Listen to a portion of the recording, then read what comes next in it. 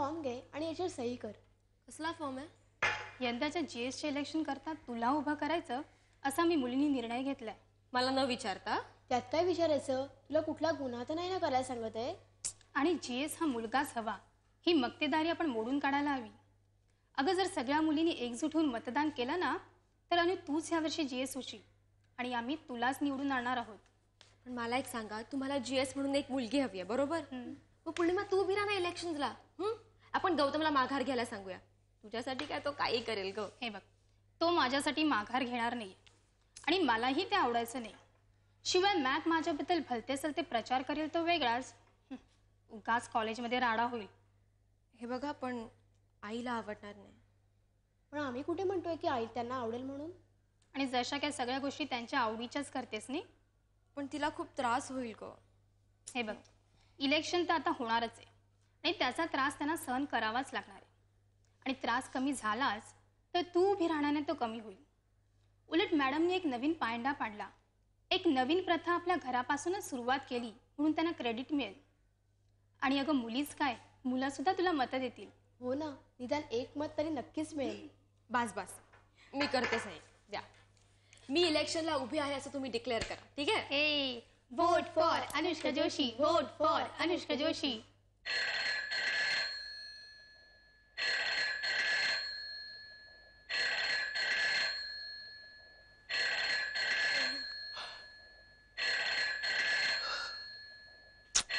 आले रे, आले आले किती. हॅलो हॅलो हॅलो हॅलो, कोण बोलताय? बोलच नाही तर कशाला फोन करतात कोणास ठाऊक.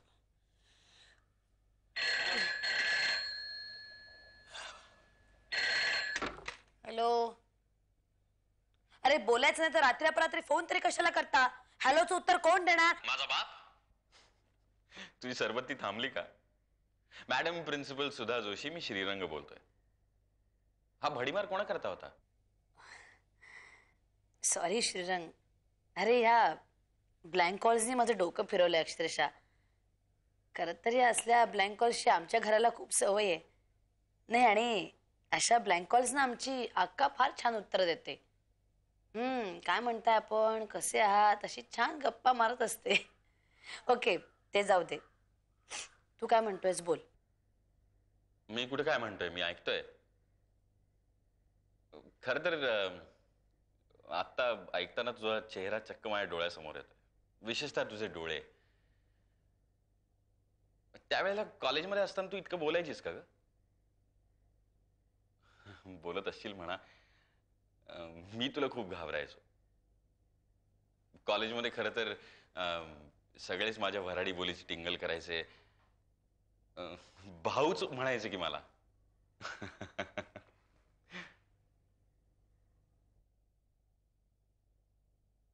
हॅलो हॅलो मॅडम, ऐकताय ना? हा, हो. खरं तर आपल्याबरोबर शिकणारी मुलगी त्याच कॉलेजच्याच प्रिन्सिपल आहे ह्याच्यावर विश्वास बसत नाही माझा. एनिवे, मी सहजच फोन केला होता. जयाकडे फोन केला होता, कोणी उचलला नाही म्हणून तुला केला. Good night. हॅलो हॅलो,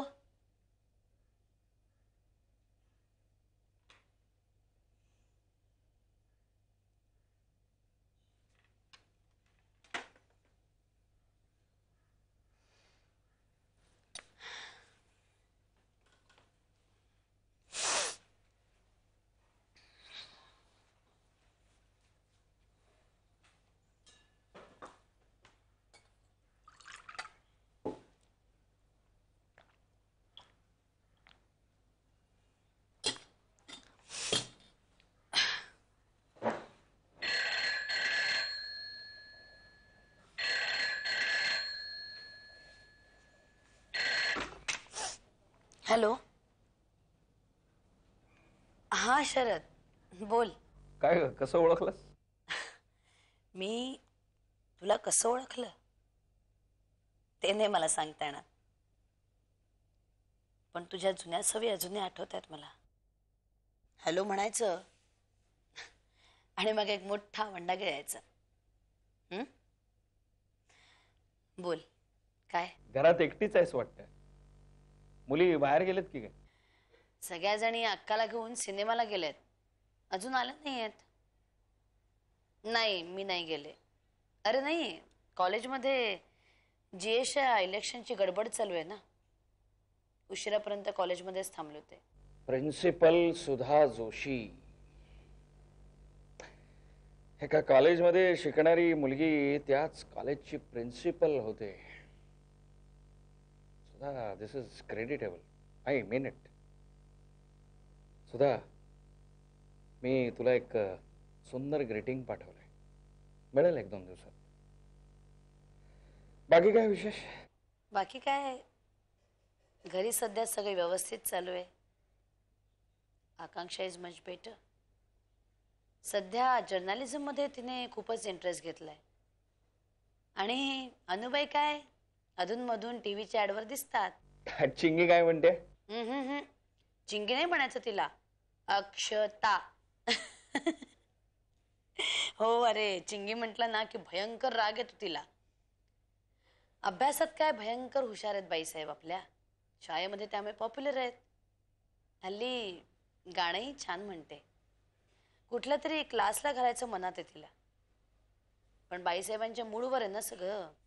बघूया काय होतं ते. एनिवे, तुझं कसं काय चाललंय तिकडे? डॉक्टर कधी होतोयस? होणार होणार, लवकरच होणार. सुधा, खरं सांगू, तुझं हे आत्ताच बोलणं माझ्यासाठी टॉनिक आहे. खरंच मस्त मूड लागला. लायब्ररीत जातोय नोट्स काढायला. नंतर फोन करतो. Good night. Bye. Good day.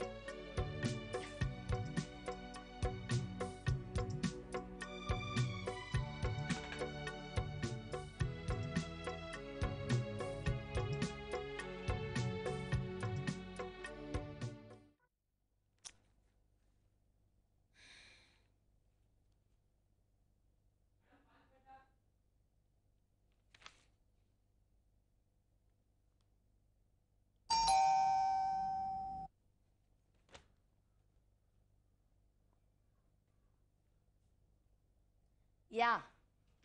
काय ग आई, आज इतक्यात घरी कशी तू? छान.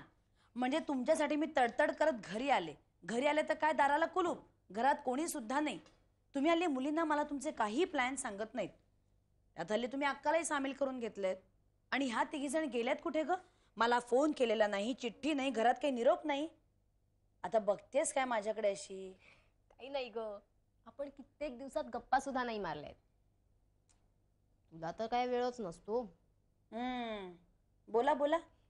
तुम्हीच मला बोलायचं राहिला होतात. कधी काळी आमचा एक जुना मित्र आला नागपूरहून मुंबईत.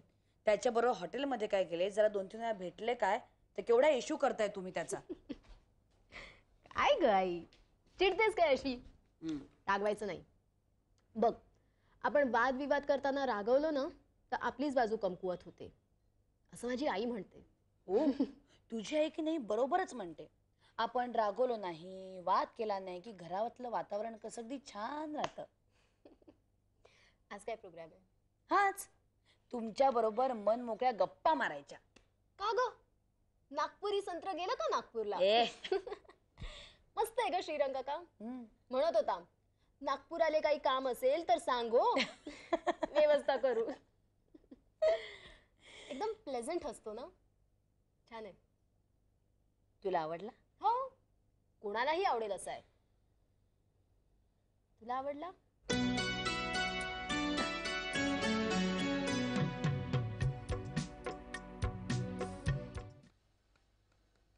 काय असं बघतोयस काय माझ्याकडे? काय हा, काहीतरी गंमत आहे हा? काय काहीतरी बदल झालाय तुझ्यात हल्ली. माझ्यात काही बदल खरंच झालेला तू हल्ली फ्रेश वगैरे दिसते चक्क. हो मग आपणच नाही का नेहमी मला उपदेश देत असता. काय? जरा नीट नेटकी राहत जा. तू एका कॉलेजची प्रिन्सिपल आहे, समाजात तुला एक मान आहे, त्या मानाप्रमाणे राहत जा, नीट नेटकी राहत जा, तुझे इम्प्रेशन पुरे पुरे पुरे पुरे पुरे पुरे पुरे पुरे पुरे. तू माझी टिंगल करू नकोस. टिंगल नाही रे मी बाबा. जे काय सांगतो ना ते तुझ्या भल्या करतात सांगतो, मस्करी कर नको माझी. हा. अरे बाबा मस्करी नाही करत आहे, मला पटतंय ते सगळं. पण खरंच जया मला सांग, मी काही चुकीचं वागते का रे? नाही म्हणजे मला मान्य आहे की बदलत्या काळानुसार आपण आपल्यामध्ये परिवर्तन हे घडवून आणलंच पुरे पाहिजे. पुरे त्याने पुरे पुरे परिवर्तन, बदलता काळ, संक्रमण वगैरे जड जड शब्द वापरू नकोस. मला इतकंच म्हणायचं होतं की आपण एका जबाबदार खुर्चीमध्ये बसल्यानंतर आपण तसं दिसायला पाहिजे, तसं वागायला पाहिजे. लोकांनी आपल्याकडे बघितल्याबरोबर त्यांना कळलं पाहिजे की अरे बाप रे, एक मोठी प्रिन्सिपल बाई इथे बसलेली, एक साधी प्राध्यापिका नव्हे. कळलं का? ते अरे बस बस. काय आपण आज इथे कशा काय? तुम्ही आज इथेच रविवारचा एक दिवस तरी. नाही, काय झालंय, आम्ही जरा मोठी माणसं बोलतोय म्हणून विचारलं आपण इथे कसे काय. तुम्हाला काय करायचंय? तुमचं काम झालं असेल ना तर तुम्ही निघू शकता. आम्हा बायकांचं काहीतरी काम आहे. अच्छा, बायकांचं म्हणजे 2 मुलींमध्ये मी एक मुलगा, काय म्हणतात तो लांबोडा का काहीतरी तसा आहे. छान, म्हणजे आम्ही मुली आणि तू मुलगा. हा. हे आता भांडू नका प्लीज. आज तरी 2 शब्द गोड बोला. आपण मस्तपैकी गप्पा मारूया. मग मी मस्तपैकी भेळ वगैरे काहीतरी करते, मग चहा करते. जा पण लवकर ये. यांच्याबरोबर एकट्याने इतकं वेळ बसायचं म्हणजे मला कसंच होतं. जया प्लीज. काय रे? तू पण काय कर रागवतेस? बाकी काय म्हणतात श्रीरंग येरावार? कधीपर्यंत आहे मुक्काम त्यांचा? आणि आज आज कुठल्या हॉटेलमध्ये जायचंय?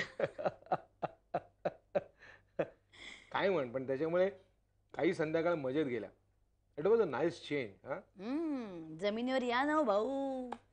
काहून तुम्ही अजून संध्याकाळमध्येच बुडून राहिल्यात? हा अहो ते जमीनदार, त्याला काय खर्चाचे. पण मलाही फ्रेश वाटतं. हा हे अण्णांचं अक्षर आहे. तुला पत्र आलं आणि मला नाही येतं, तुला का आलं? ते तू वाचावंस ना म्हणूनच मी ते ठेवलंय. ते वाच म्हणजे मग तुला कळेल. तुला न येता मला का आलंय ते. न वाचताच मजकूर कळलाय मला. वयापरत्वे हेकटपणा तर कमी होत नाही. कितीही समजून सांगा. तू त्यांना समजावत नाही जया. तू त्यांच्याशी भांडतोस, त्यांच्याशी वाद घालतोस, मग त्यांचा तोल जातो. जयंत, तुमचा दोघांचा सवाल जवाबाचा तमाशा ना तो लोकांना फार छान वाटतो. काय नाही तमाशा वगैरे. माझा एकटा जीव सदाशिव हे जे स्टेटस आहे ना ते त्यांना भगवत नाही. त्यांना सुनेला छेडायला मिळत नाही, नातवंडांना खेळवायला मिळत नाही. त्यांच्या आयुष्यातला ड्रामाच मी हिरावून घेतला ना. गावात संध्याकाळी त्या म्हाताऱ्यांचा जो त्यांचा एक क्लब जमतो ना, त्याच्यामध्ये इतर म्हातारे आपल्या रडकथा सांगतात ना, तेव्हा ह्या म्हाताऱ्याला फक्त ऐकण्याशिवाय गत्यंतर नसतं. म्हणून जय, काय बोलतोस तू हे? आपण सगळेजण 4 दिवस तिकडे होतो तेव्हा अण्णा किती खुश होते. केवळ त्यांना बरं वाटावं म्हणून मी त्यांच्याकडून सगळे कौतुक, सगळे लाड करून घेतले. अण्णा आणि मुली किती खुश होत्या तिकडे. हो, तू करून घेतलंस ना सगळं, मग आता तू निस्तर. खरंच त्यावेळेला अण्णांनी दुसरं लग्न केलं असं ना वेळेवर, माझ्या लग्नाबद्दल उठाठेव करायला वेळच मिळाला नसता. माझ्या सावत्रांनी त्यांना फर्स्ट क्लास असं शिस्तीत ठेवलं असतं. काय मूर्खासारखं बडबडतोयस तू?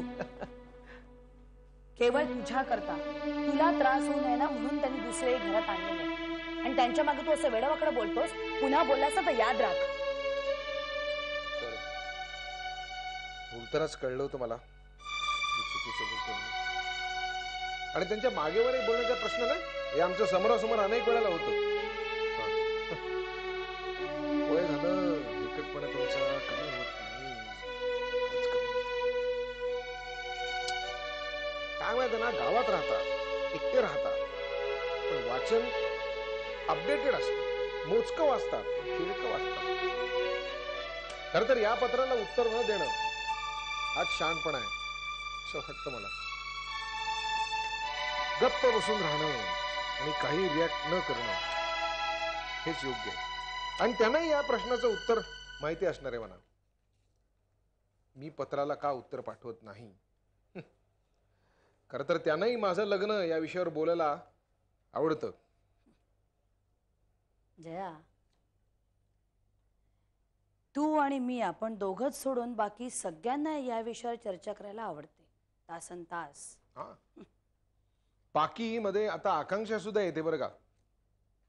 म्हणजे तुझ्याशी ती या विषयावर बोलली? कमाल आहे या पुरीची खरंच. म्हणजे आजारपणानंतर ना ह्या मुलीमध्ये काहीतरी आमूलाग्र बदल घडलाय. तुझं आणि माझं लग्न एक मिनिट. माझं लग्न या विषयापेक्षा आपण आकांक्षा विषयावर जास्त वेळ बोलू शकतो नाही का? मी येते.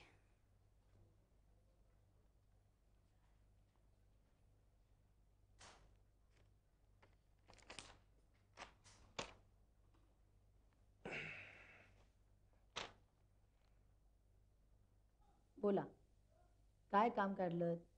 नाही म्हणजे पर्सनल आहे की शिष्टमंडळ घेऊन आलायत? हा, कोण उभं राहतं निवडणुकीला? पूर्णिमा तू? गुड.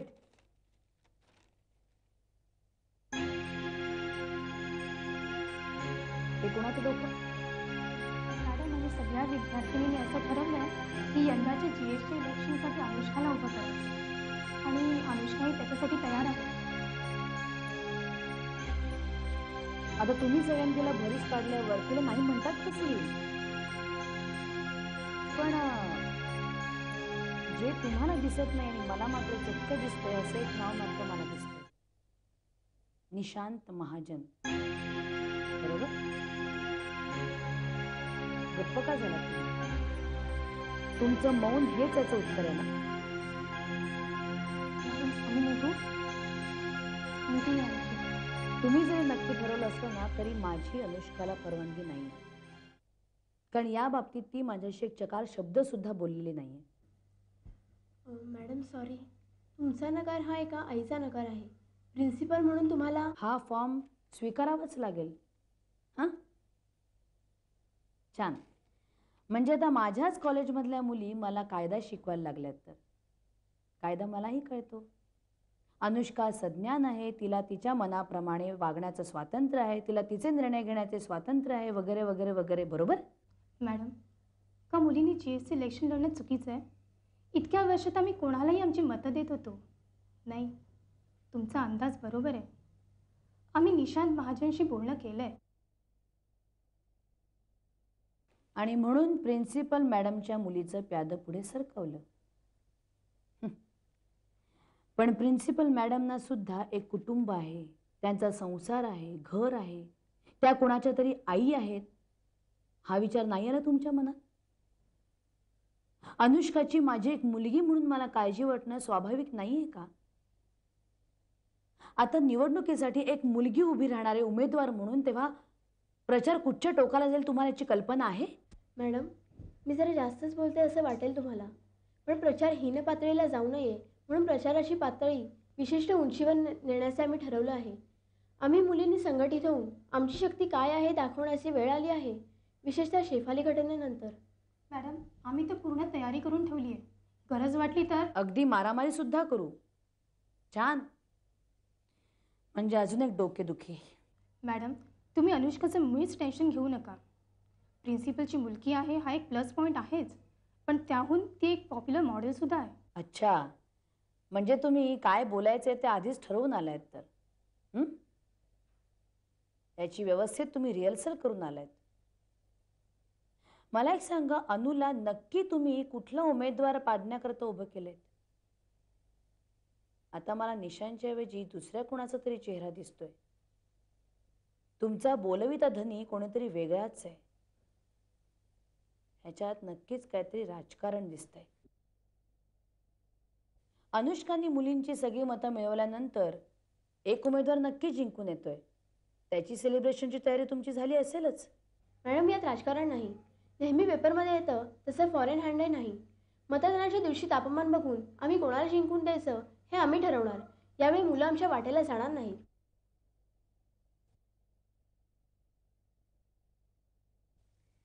राजकारणात गेलीस ना तर यशस्वी होशील. अर्थात ही पोपटपंची तुझीच असेल तर.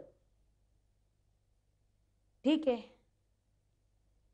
तुम्ही जे ठरवलंय त्याला मी आता नकार नाही देऊ शकत. मी हा फॉर्म घेते. निघा तुम्ही आता. Thank you thank you madam.